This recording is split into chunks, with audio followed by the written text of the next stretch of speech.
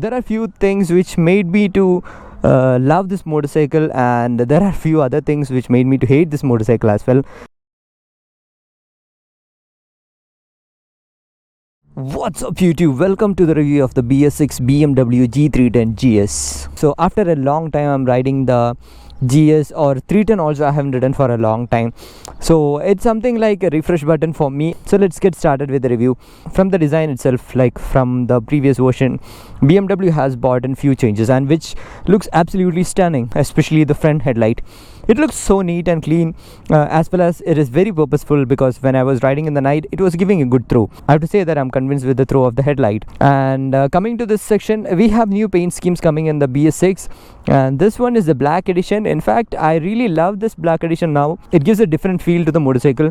Generally BMW goes with the white blue tone, but yes, black has its own fan base, and I'm one among them. And very less of aesthetic changes, if I have to say, excluding the headlight. So this comes with the previous 310 engine itself. As for BMW, they have made few changes with the engine, and the bike actually looks massive. It's a big motorcycle, it's not at all a small motorcycle, but a lightweight, very easy to ride BM, that's what I feel. And again, walking around, you can see the exhaust. I wish BMW could work on this one, because the exhaust note is still not that catchy. Coming to the tail section, yes, you have a very neatly designed tail section, and also you have these indicators being changed to new LEDs, and it looks nice as well. Yeah, this is a new setup, so it looks nice. Altogether the motorcycle is huge, but it doesn't feel so huge when you are riding it. From the front section, I have to say that I'm really loving this motorcycle, and not just with the looks. When I was riding as well, there are few things which made me to love this motorcycle, and there are few other things which made me to hate this motorcycle as well.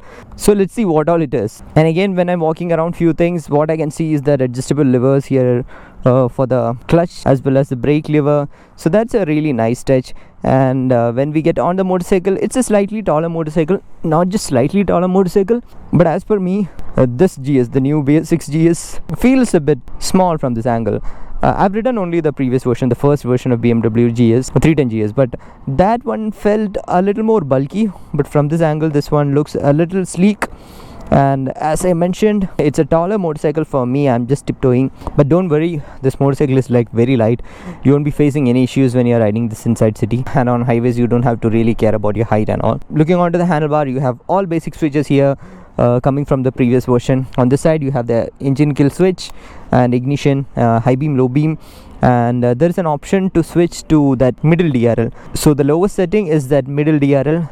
This one is the low beam, and this one is the high beam, and you have the pass switch here, indicator and horn, very basic switches. Looking onto the dash, I feel BMW could have worked something over here, because when they came with the new motorcycle, yes, it has everything what you want, but yes, they could have done something like making a TFT display or something. Plus you can see a small BMW logo over here. That's a really nice touch. So yes, you have pretty much all basic things over here. Fuel level indicator, the odometer, the speedometer, the gear position indicator, the time, 2 trip meters, engine temperature, tank range, and the average speed, and all those stuff. So yes, you have pretty much all things that you need in this auto, but I wish BMW could come with something which looks good. So altogether, yes, a very nice motorcycle, and the riding posture is actually very comfortable. Before that, I have to say that this is the most comfortable seat that I've ever come across in a single cylinder motorcycle. I'm not just telling one of the best, this is the best seat that I've come across. I mean, what a seat, man. Truly a piece of art, that's what I have to say. Because the rider seat is so comfortable. It's long, it's wide, it will give you the right support what you need when you go for long saddles. The pillion seat is also equally comfortable, and this grab rail, actually this is not only a grab rail, this is a top box setup as well. So this thing is not at all interfering to the pillion. Your pillion will be also happy with the kind of seat that this has. And as well, yes, you can have a top box setup here. So everything looks neat and clean, and I'm absolutely, I have to say, 200% satisfied with the seat. And when you sit, you have a completely upright riding posture. The foot peg is not too much forward set, but not beneath you, somewhere in between, which gives you a very nice feel. Your knee doesn't become tired and all, so don't worry about it. And the handlebar is wide. You can sit upright. You have a lot of control on the motorcycle, be it on the highway, be it on the city. You have a lot of control, you see that. But the thing is, since this motorcycle is a bit tall, short guys will be facing a bit of trouble in the initial days, but after that you will get used to it. That's what my feel is. So let's go for the ride. This is what I don't like, the sound of this motorcycle in the lower revs. Onto the higher revs it has a different feel as such, but on the lower revs it don't even feel like a 150cc motorcycle. Okay, let me just pull it hard.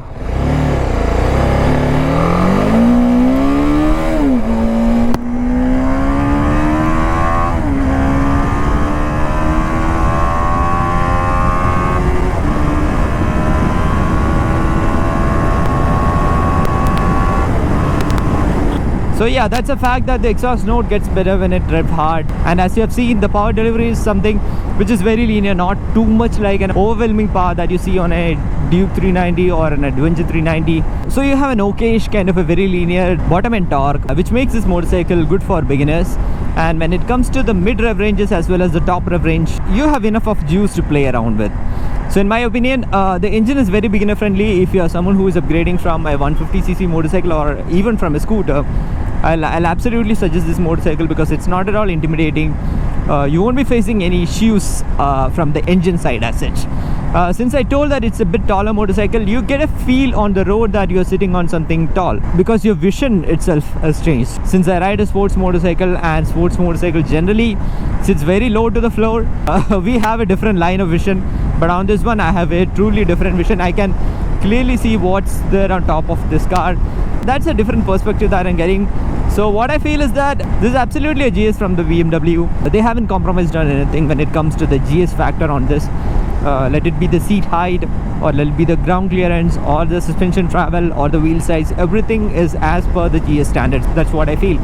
So taking each and everything, it has a pretty decent ground clearance, and when it comes to the suspension, that's the most beautiful part of this motorcycle. The suspension is so good that you can literally run over anything with this motorcycle.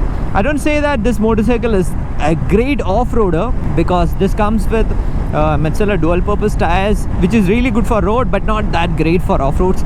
So I'm pretty sure that if you can put a dedicated off-road tire on this one, then definitely this motorcycle is going to perform well on off-roads as well. Yeah, I was talking about the suspension. The suspension is giving more than enough comfort for the rider if you are going for tours or beat on the city as well. I mean, you don't have to stop in the humps and all. Even if it's a taller hump, just maintain a speed, stand on the foot peg, and that's it. Take it, no problem, nothing will happen. The motorcycle is stable as well. So the front and the rear suspension is really great, giving great confidence and great comfort to the rider. And to talk about the brakes, the front brake is extremely brilliant. This kind of a brake is not that beginner friendly. I'm saying this because it's very sharp and it comes with steel braided brake lines as well. So this is the same brake that I've seen in the Apache RR310 as well. So something really brilliant, which is very apt for an intermediate or an advanced rider.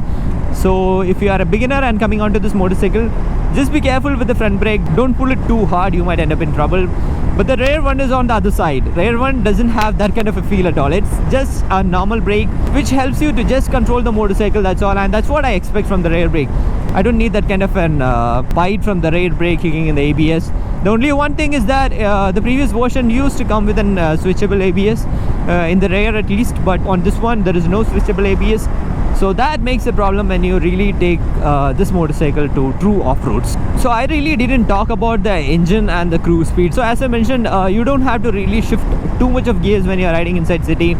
And when it comes to the highway as well, the 6th gear is enough for you to play with from this speed, like the 70s to around 130, 140. I did a 145. I think I'll be able to do a 150 as well. But this kind of a versatility from the engine side is really nice. The only one thing is I look forward for a bigger windscreen if I'm taking this for highway rides. Definitely I'll make a different video on the touring review on this motorcycle because that's an altogether detailed topic which I have to discuss. So that's a different video. But on this one I'll say that yes, I require a bit more bigger windscreen on this one because this one is just namesake windscreen. This can't give comfort after 90km and all. And the stability is kind of good. As I told, this motorcycle is not that a heavy motorcycle compared to the size of the motorcycle because it occupies a huge volume, but it is not as heavy as it looks. So the positive side is yes, a beginner rider can swing his legs on this motorcycle and go anywhere. A slightly negative thing which I see is that the motorcycle is slightly affected by the crosswinds. So on normal roads you don't face much of an issue, but if you are entering a air pocket where there are a lot of crosswinds left and right, then probably you might feel discomforts on the handlebar because you might find it a bit difficult because it's a lighter motorcycle. The wind will take it away, so you have to be a little careful on that.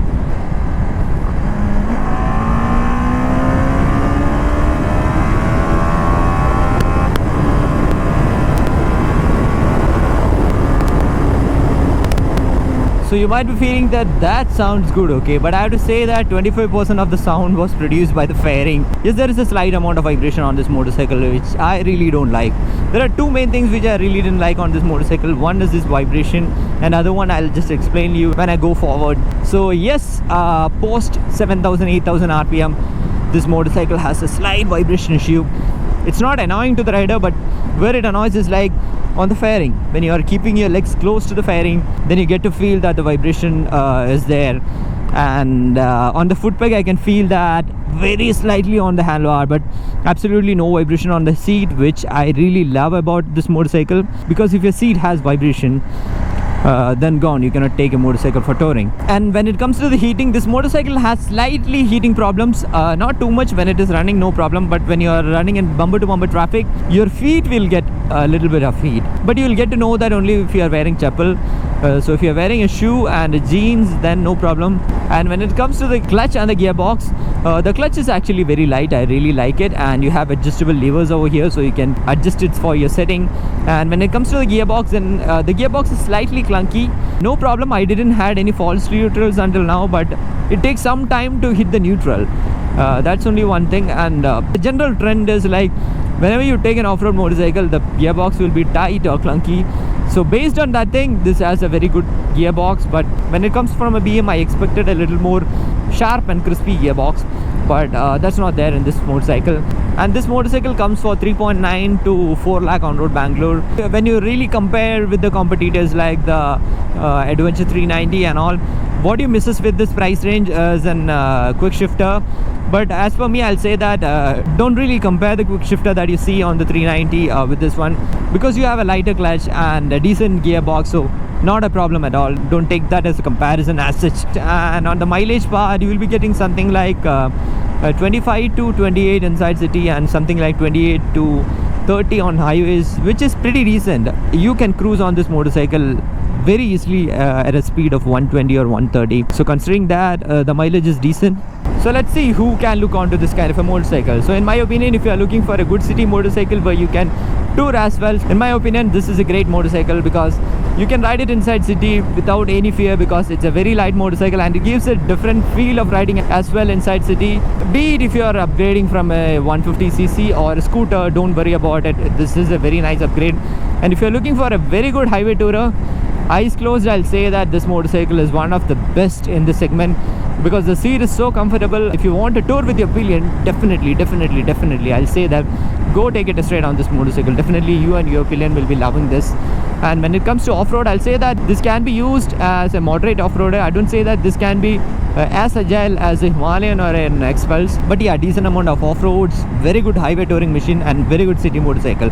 So that's my take on the BMW G310 GS, and I hope you like this video. And as always, show some love in the form of likes and comments. See you in the next video. Until then, bye bye.